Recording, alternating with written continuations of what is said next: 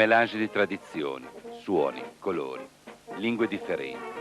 Un unico desiderio, ritrovare la fratellanza e ricercare nella differenza un momento di scambio culturale, economico e sociale. Gressoney-Saint-Jean, Alla dei Sardi, Rübach, Valle d'Aosta, Sardegna e Germania. Per la festa di San Giovanni, patrono di Gressoney-Saint-Jean, si è ritrovata questa fratellanza. Valdostani, tedeschi e sardi hanno sfilato per le vie del paese dietro la statua del santo. La preghiera, il momento di comunione, il rispetto delle tradizioni che a Gressoney vogliono che il giorno di San Giovanni i bambini siano benedetti sull'altare. E così i gressonari, fieri delle loro origini e delle loro tradizioni, hanno indossato i loro abiti e a braccetto con sardi e tedeschi hanno riempito di colori e di lingue Gressoney.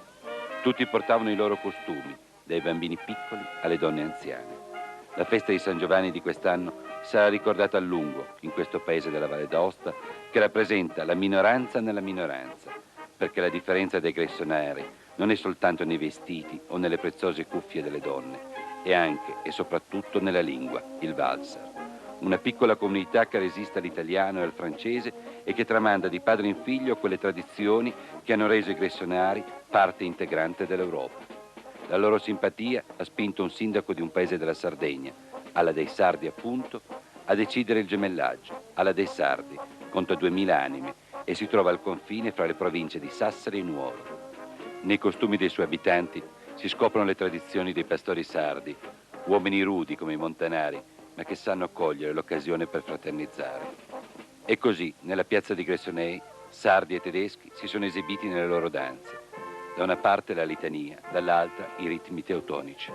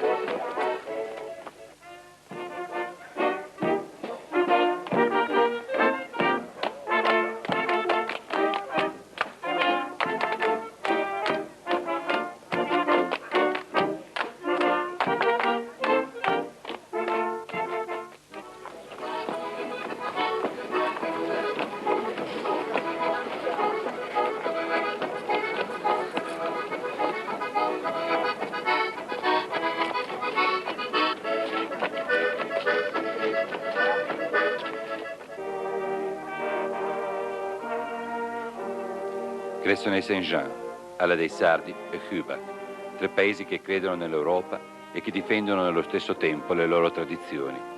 Tre paesi che, gemellandosi, hanno contribuito ad abbattere le frontiere fra i popoli, le regioni e gli stati.